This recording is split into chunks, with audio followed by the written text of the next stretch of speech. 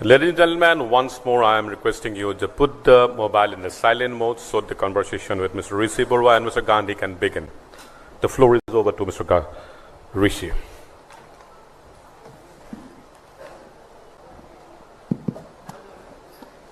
Good morning, ladies and gentlemen. A very warm welcome to the second day, first session of the Conclave 2023. With me is a man who needs no introduction, the man himself, Shri Rahul Gandhi ji. At the very outset, I extend my warmest greetings and thank you, Rahul ji, for taking out time from his busy schedule to be a part of our humble endeavor. Before I start putting forward few questions, I would like to share a small story with you all. So around 2 months back, I reached out to Rahul ji's office, seeked an appointment to invite him here today. He patiently heard me out, and then at the end he told me, Rishi, it's been a while I have not been to these type of format events, and I'm not sure, but still for you I'll try. Then I came back to Guwahati office. We discussed what to do, what not to do. So for every session, when you hold a conclave like this, there are a lot of speakers. So someone might come, someone might not turn up. So we have to look for alternatives as a backup. We look for backups for everyone, but I stood by it that Rahul ji will come till the last day. So if Rahul ji wouldn't have come today, it would have gone blank, because I was 101% sure, even at the last moment, he will come for us. And ladies and gentlemen, please understand, it's after 6 long years, he is in this format. He has not been to any national channels also. It is, we take pride in that. And thank you, Rahul ji, for choosing Assam and Northeast to be a part of this endeavor. Thank you so much. To begin our conversations, you have seen Rahul ji in the parliament, in the press conferences, in political rallies. So today we would like to have some candid conversations with him. To begin with, Rahul ji, recently the Instagram, we saw a lot of pictures of a bike rally to Ladakh. And it looked more like you looked more like a professional biker.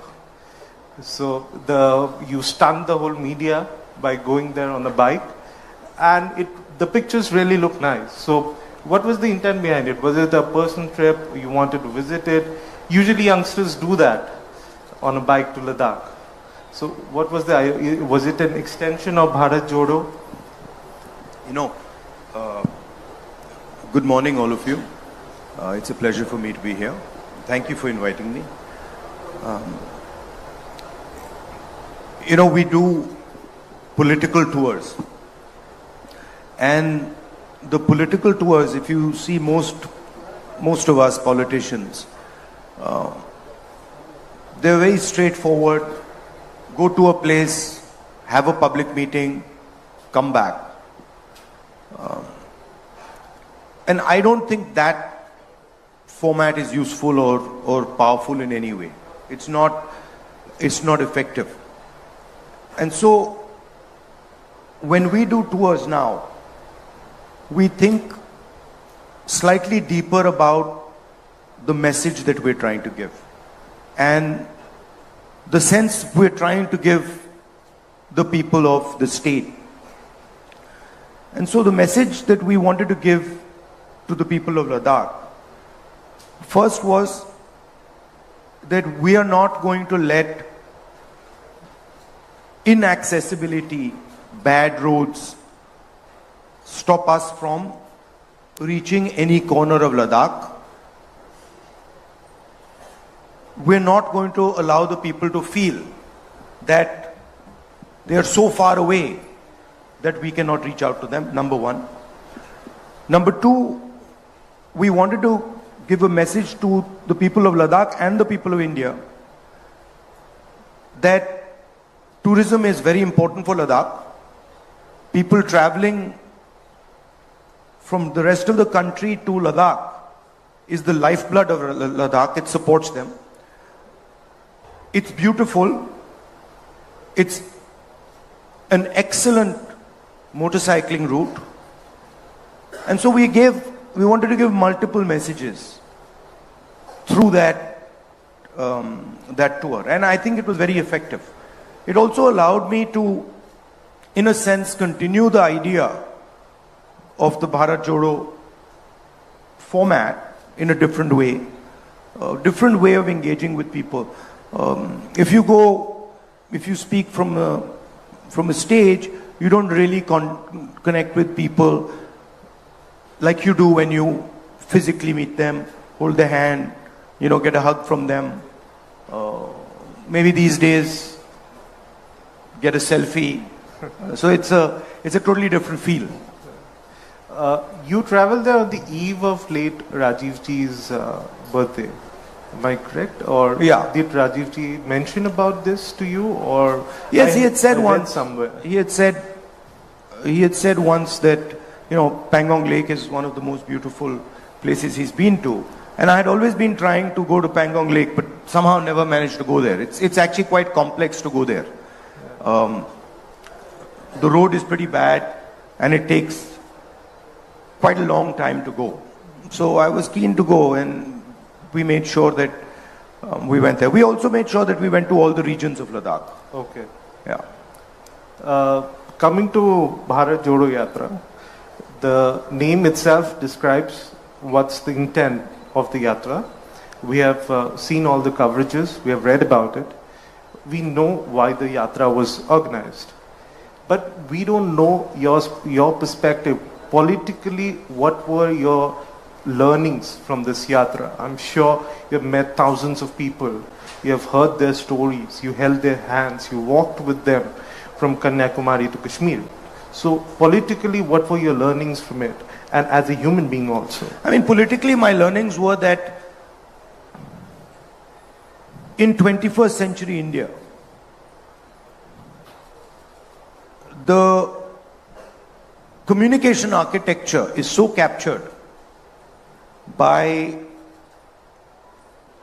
the BJP that it is practically impossible to talk to the people of India through that communication architecture. And I mean, for example, it's very clear that even things like my YouTube channel, my Twitter, they're all suppressed. There's no question about it, and we can see it. Right? So the yatra was almost a necessity for us to communicate.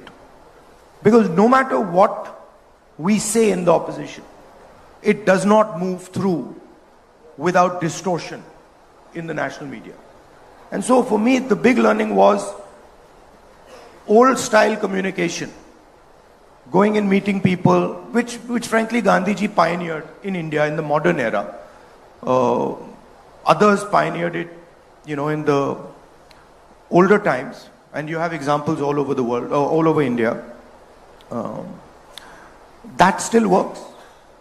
And what was beautiful to me was that no matter how much energy the BJP put, no matter how much the media tried to distort, it didn't work. Because there was a direct connection. And for every story that the BJP media was trying to put in, there were thousands and thousands of videos coming from people which were contradicting that story.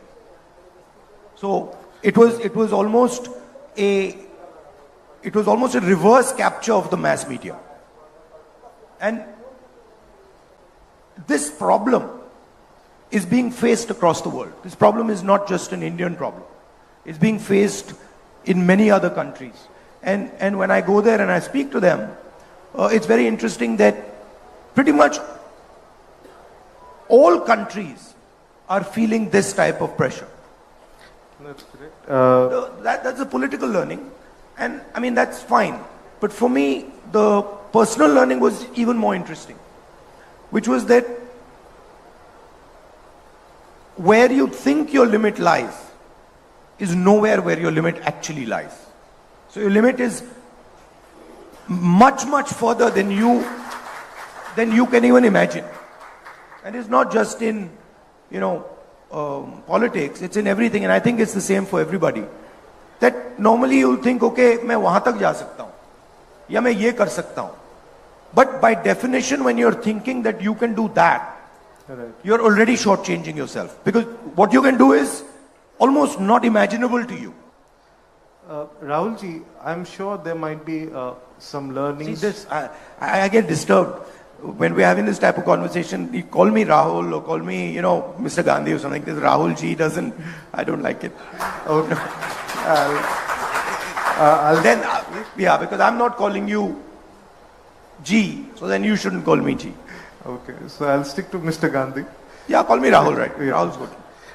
So Rahul, this yatra, after the yatra or while you continuing the yatra as well, when I mentioned political learnings, I'm sure you might have come out with few solutions which you might want to implement if voted to power. There might be certain issues which you might have picked up during the yatra that you know that it can be solved like this or like that, or whatever. So are there any issues which you want to pick up if voted to power and find solutions to it?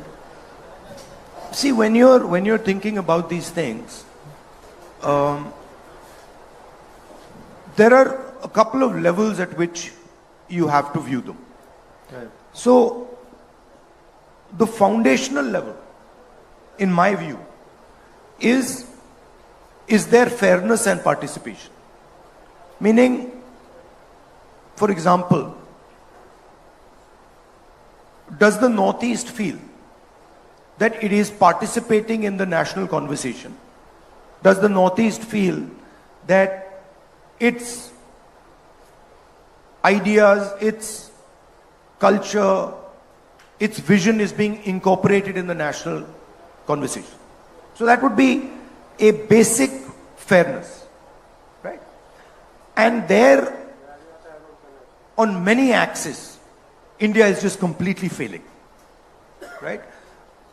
I did a speech in Parliament where I raised the point that the core of Indian government, 90 people who run this country, and they have much more power than MPs and MLAs. They decide policy. That's not how it was supposed to be. MLAs and MPs were supposed to decide policy. And that's how we started. But today bureaucrats decide policy.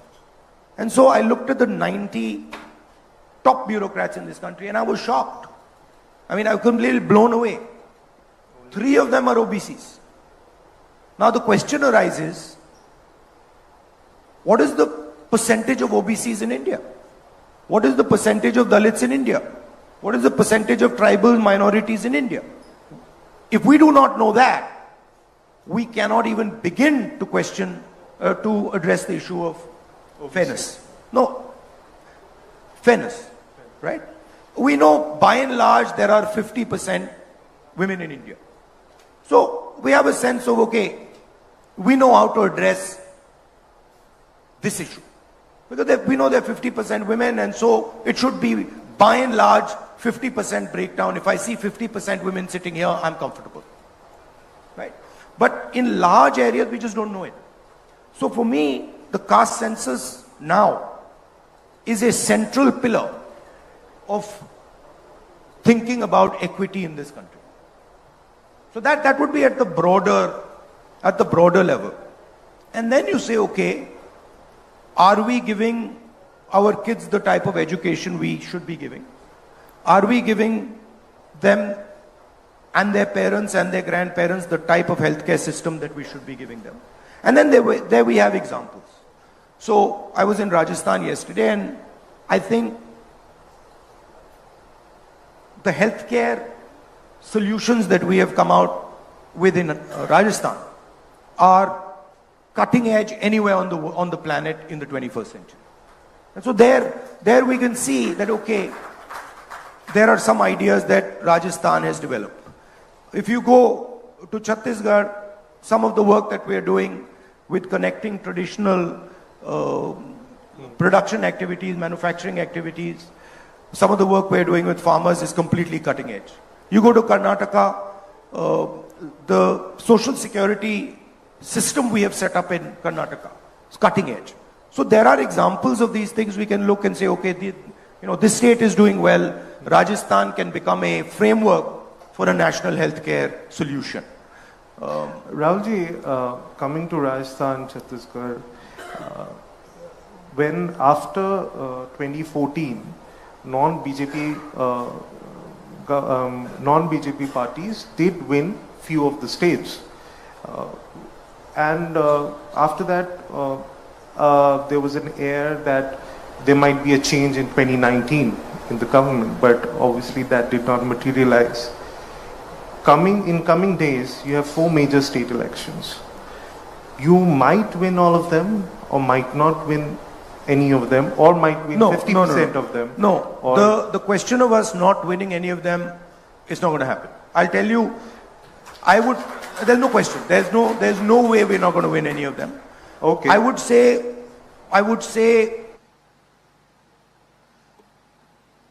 right now,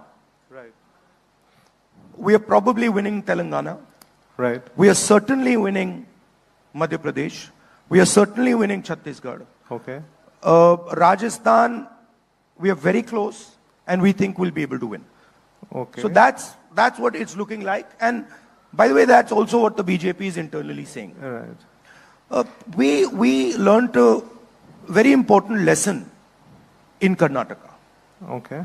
And the lesson was that the BJP wins elections by distracting and not allowing us to construct our narrative. And so what we did in Karnataka, we fought the election in a way where the BJP could not. What you're seeing today, this gentleman, Mr. Biduri, and then suddenly this Mr. Nishikant Dubey, this is all the BJP trying to distract from the idea of the caste census. They know that the caste census is a fundamental thing that the people of India want, and they don't want to have that discussion. So every time we bring a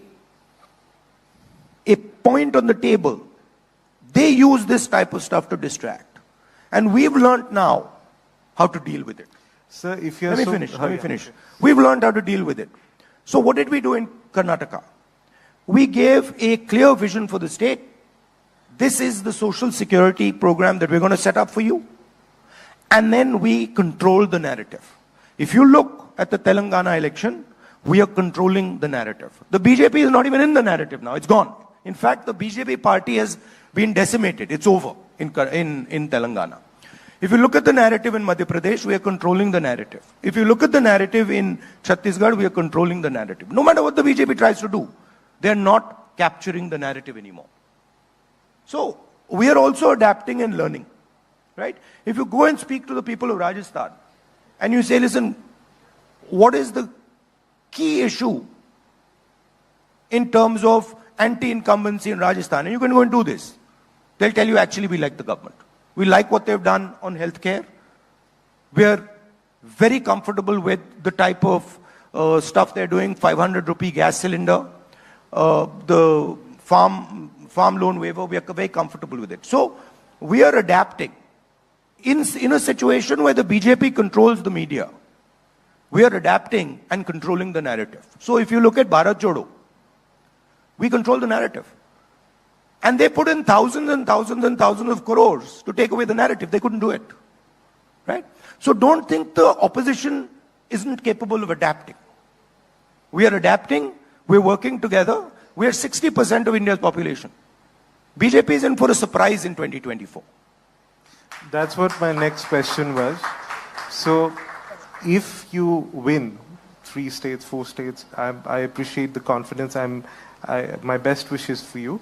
So if you win, if you silently go and ask the BJP people, you ask the BJP leadership in Rajasthan, right? Ask them what's going to happen in the election. They'll tell you. Ask them what's happening in Chhattisgarh. They'll tell you.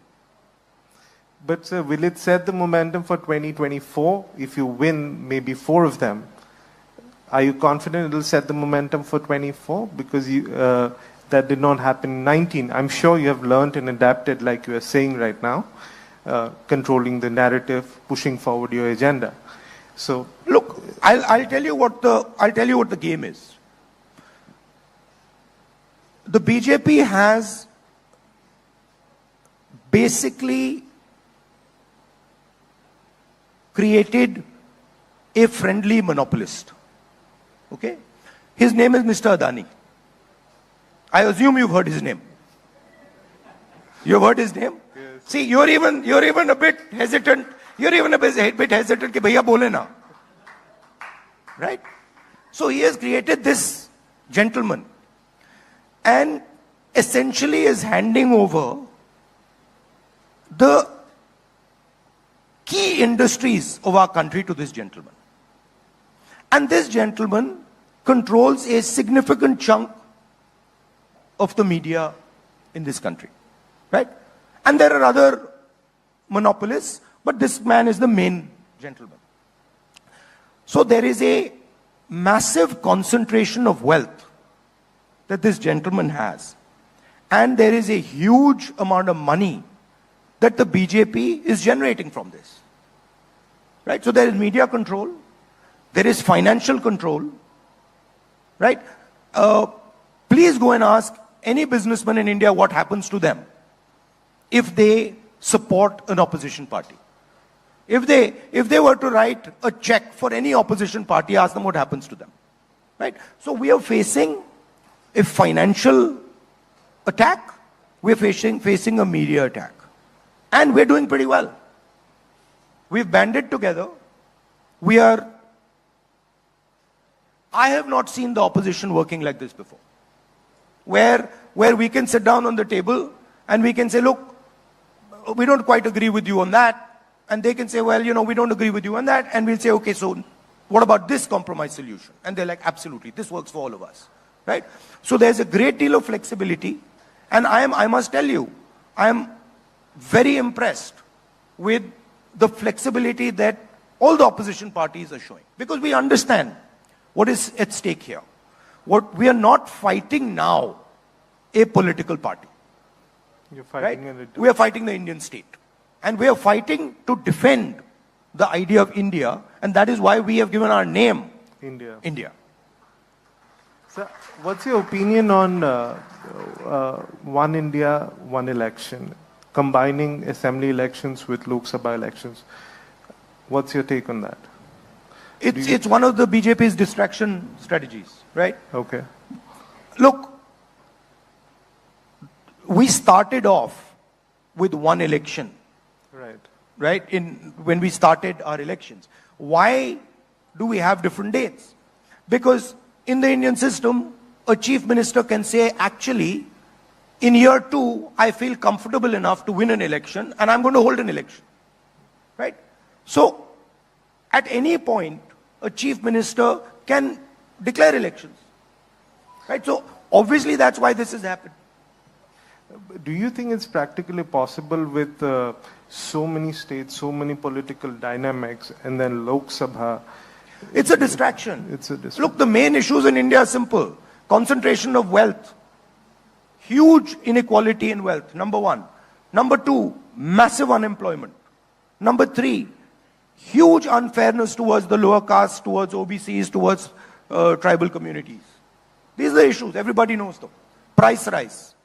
1,000 rupee cylinder, right? Now, BJP can't contest those, right? So, let's have Mr. Biduri make a statement.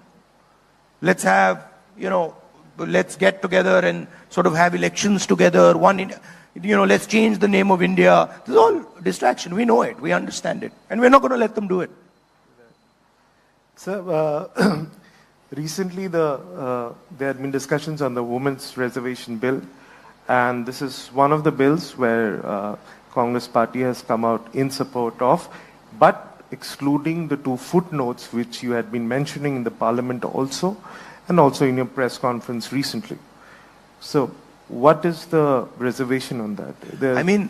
the 29. women's bill, which every single party has supported, can be implemented tomorrow morning.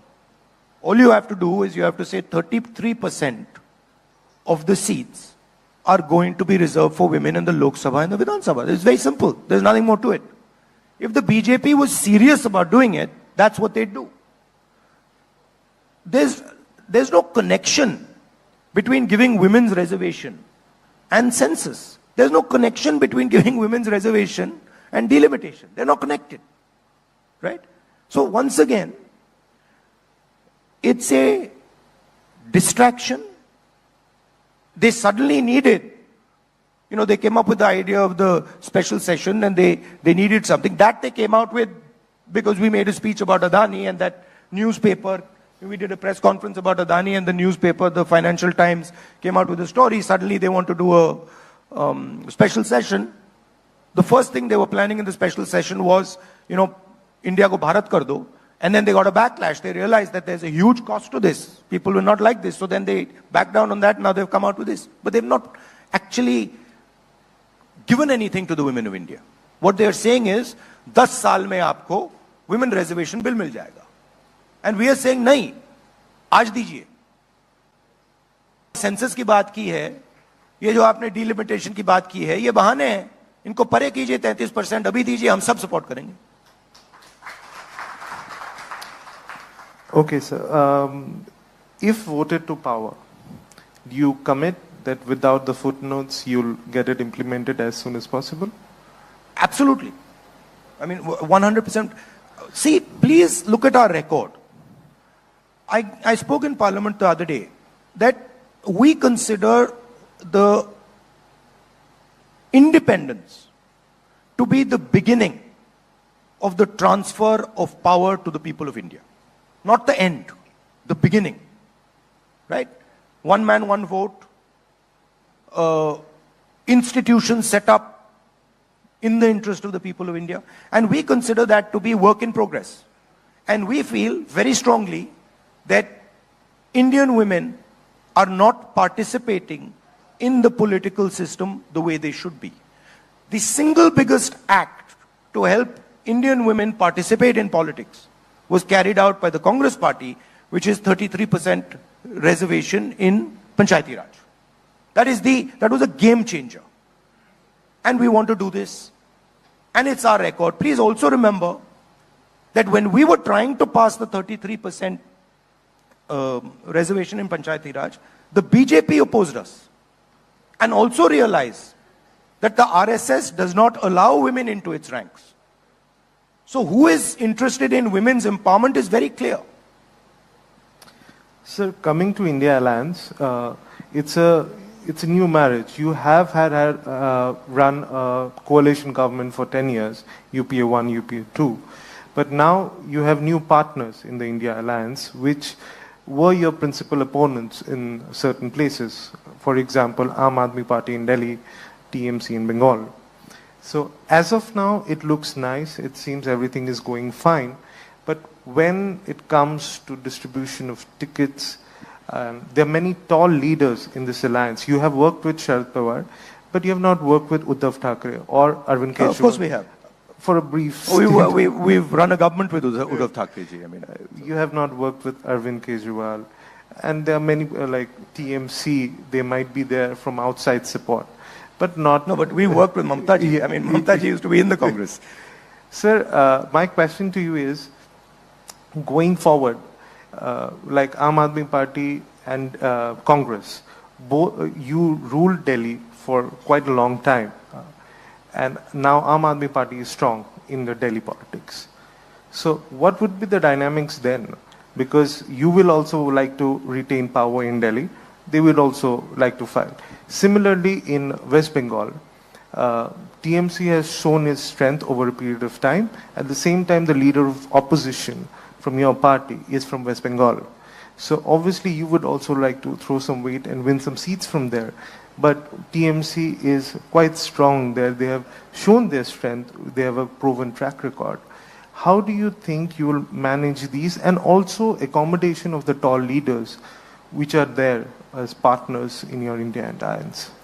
So there are two things, right? The first thing is that the opposition is thinking about this election in a fundamentally different way than it thought about any other election before this one, which is that the opposition is united in the idea that India is now under attack. The concept of India, the concept of free elections, the concept of free speech, they are now under mortal threat as far as the BJP is concerned. So this is something that is unanimous, which means that our behavior has to change, which means that our flexibility has to increase, which means that we have to realize that we are now fighting for the soul of India, which requires a different level of cooperation. So that's the first point. The second point is, actually, if you look at the alliances, the bulk of them are pretty much stitched up.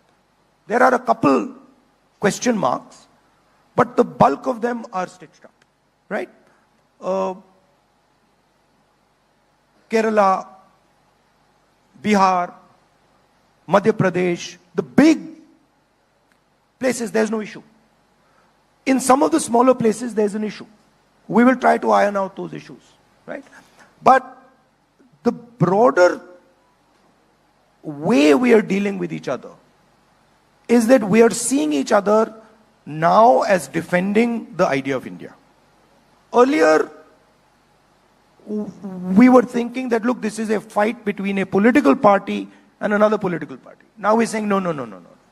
Now, the RSS and the BJP are trying to destroy the idea of India.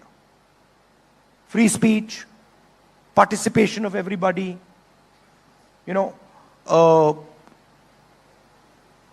destruction of anybody, any business person who stands against these monopolists. These are anti-India ideas. Sir, if voted to power, what is your idea? What are you going to do for the OBC? If, for example, you are saying BJP is deviating from the topic with the an urgent session, women's reservation bill, are you also planning to control the narrative, like you said, you're learning from them and from the past experiences? Are you also controlling the narrative by speaking up for the OBCs? No. And plan something you have in mind to do for them? Look, once voted to power? If I used OBC as a frame, right? I was shocked that out of 90 people who control the government of India, 3 are from the OBC community, right? And those 3 people control 5% of the Indian budget. 95% of the Indian budget is not in their control. And I haven't even spoken about the tribals. I haven't even spoken about the Dalits or the minorities, right? Now, this is not only the case in secretaries of government of India. This is the case across the board. So the first step, as I said in a speech yesterday, if somebody gets hurt, they go to hospital, the first step is, okay, take an X-ray. Let's see what's happened, right? So the caste census is an X-ray. Let us actually understand, are OBCs 5% of India's population, or are they more? If they are more, how much more? So that is the foundation of any discussion. Now, we already have the OBC census data. It's with the government of India. The Congress party carried out that survey, right? The first thing we'll do is release that information. On day one, that information will be available to the people of India. And I think that is, in a world, in a 21st century world, data where we all say data is key, data is key, data is key. Well, it's key to know who's who. So that would be the foundation.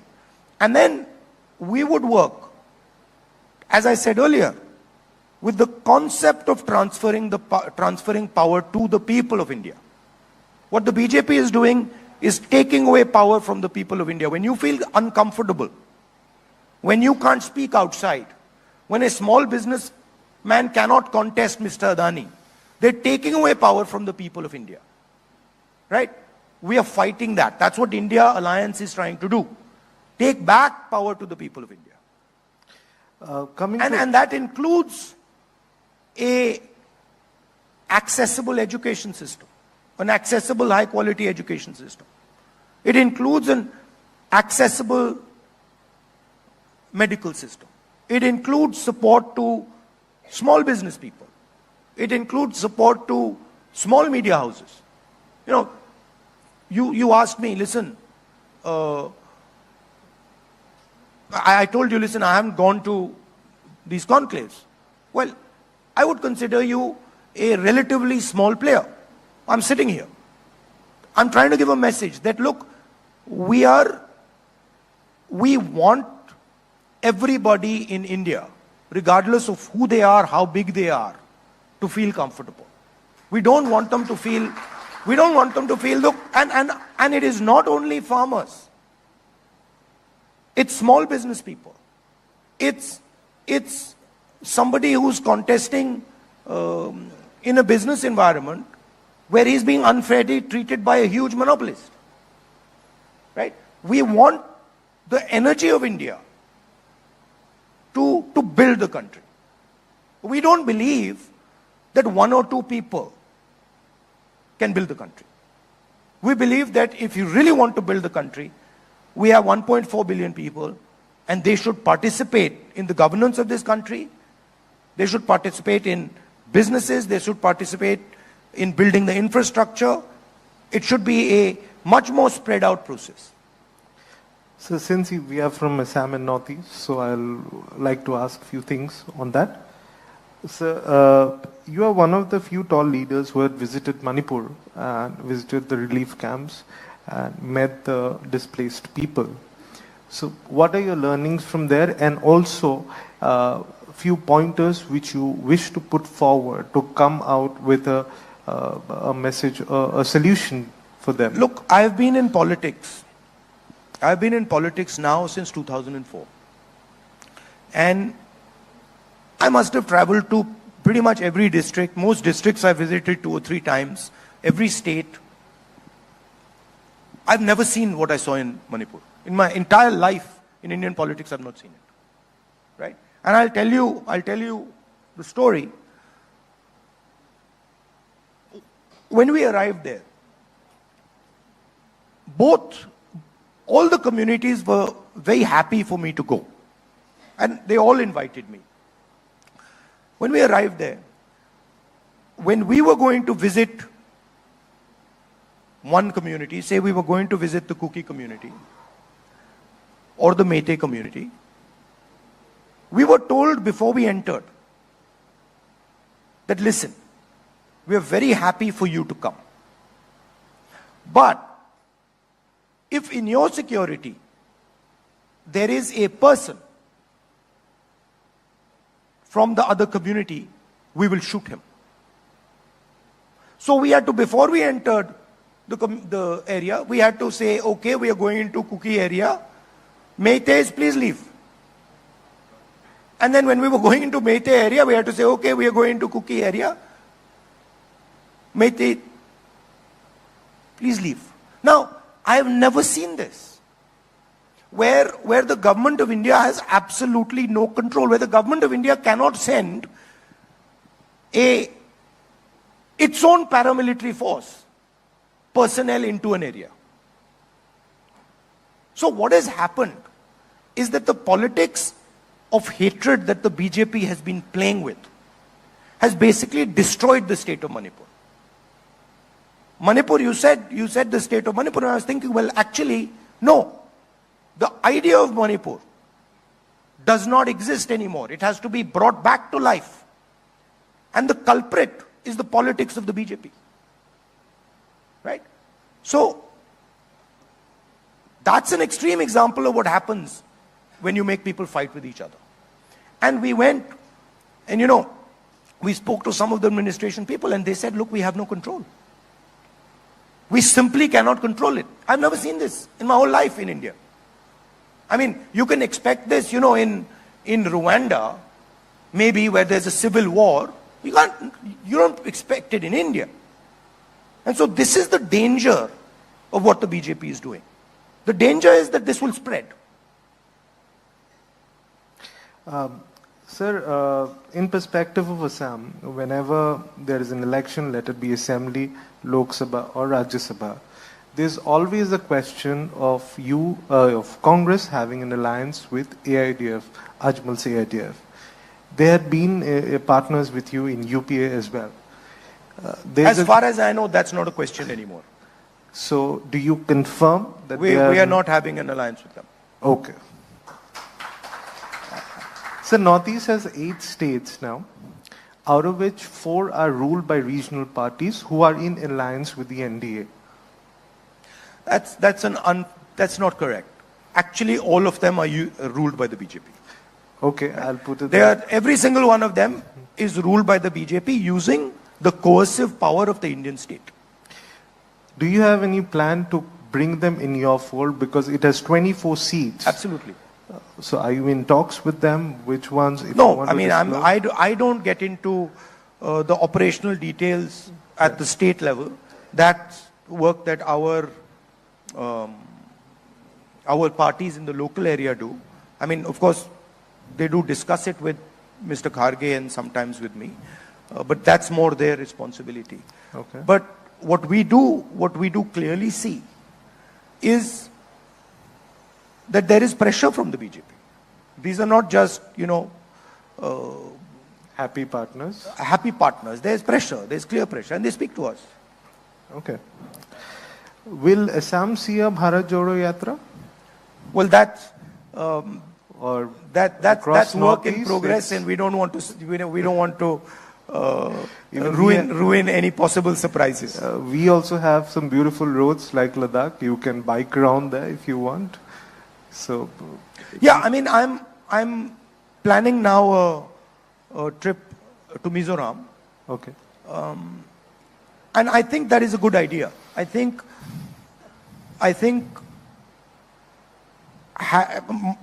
for myself, having a longer tour and a sort of deeper tour where I meet people in the different states of the Northeast, I think that would be a good thing. It would be very, very useful for me, because it allows me to understand with a bit more depth what the people of the region want. So it's something that we're thinking about and we'll do. And that's discussion in progress right now. Okay. So I'm sure all of us have... You're saying, is there going to be another Bharat Jodo Yatra? Please realize, walking 4,000 kilometers is not like something you do. You get up in the morning and say, chalo bhaiya, 4,000 kilometers chal dete. It's not an easy thing to do. It's hard. Right. So I'm sure all of us have... The tendency is, ठीक है भैया, south से north कर दिया, east से waste कर दो, अच्छा फिर इस साइड से इस एंगल से काटो, फिर इस साइड से काटो. No, I mean, those are difficult things. But I don't know about the timing, but the walk from Kanyakumari to Kashmir allowed me to see India through a particular lens, a particular framework. Right?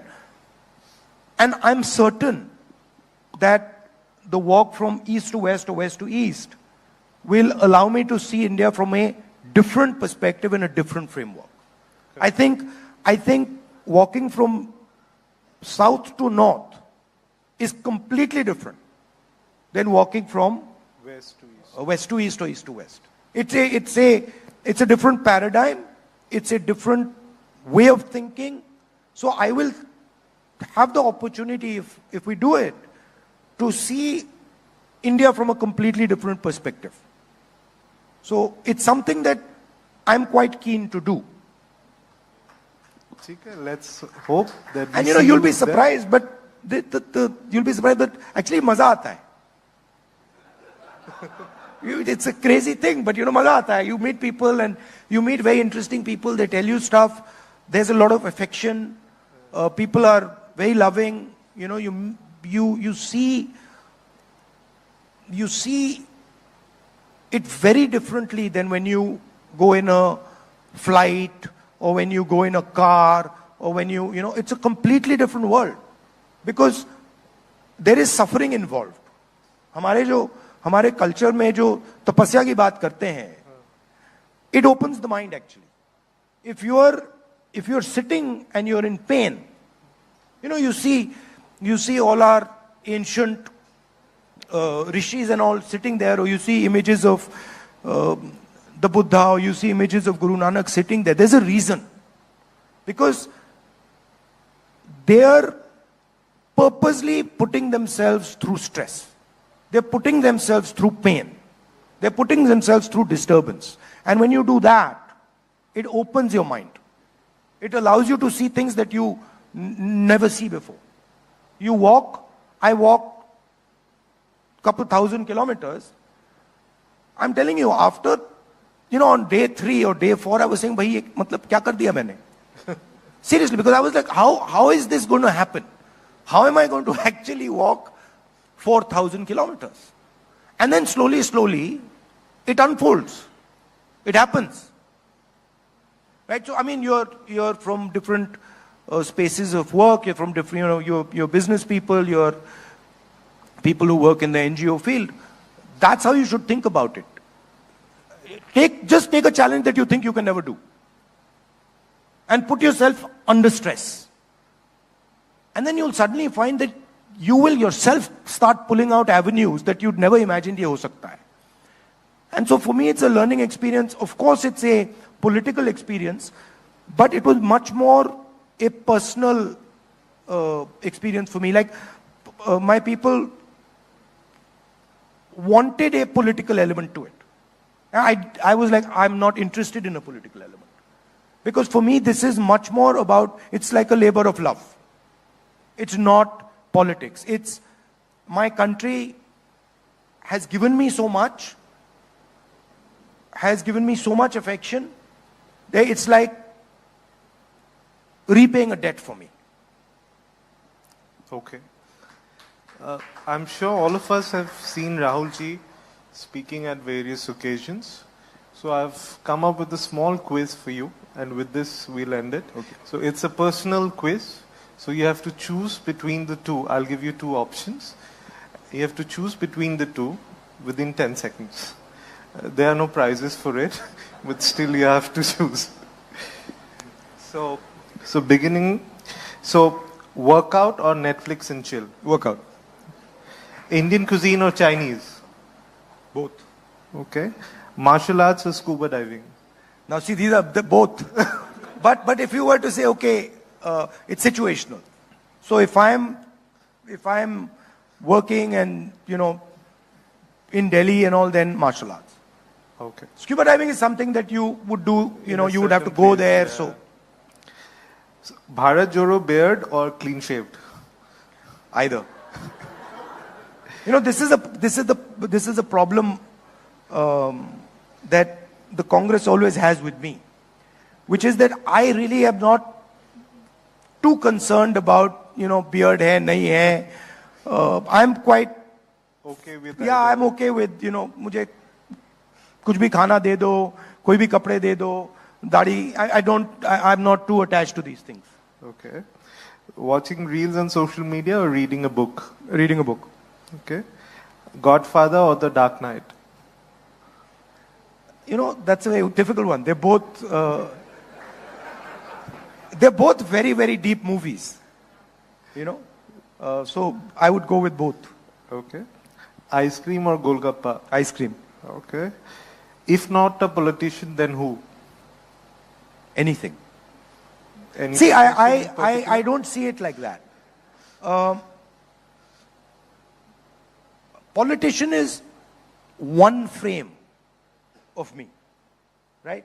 When I'm talking to my nephew and his friends, I'm a teacher, right?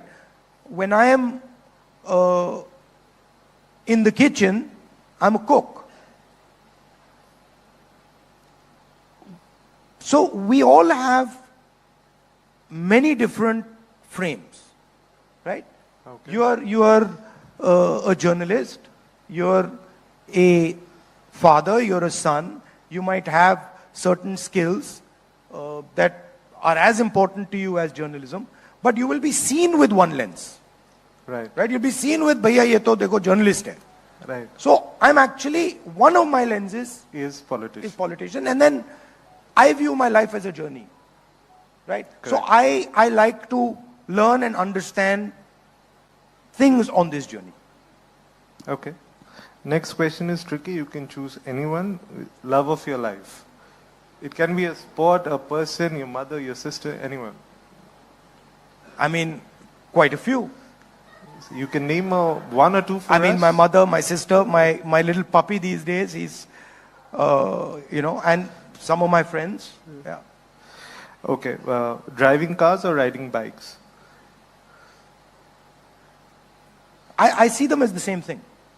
Okay. So it's, Which is more it's fun to basically, do? it's basically focus. Okay. Cricket or football or anything else? Football. Okay. Messi or Ronaldo? Ronaldo. Okay. Though I think Messi is actually a better footballer. So now you're being politically correct. No, because I think Ronaldo, I like Ronaldo's kindness. Okay. So, but if you were to ask me, if I was running a football team, who would I prefer? I'd probably prefer Messi. Okay. So if cricket, Virat Kohli or Rohit Sharma? You know, I mean, either. I'm not a huge cricket fan. I know that's not a good thing to say, but I'm not a huge cricket fan. Okay. So Bharat or India?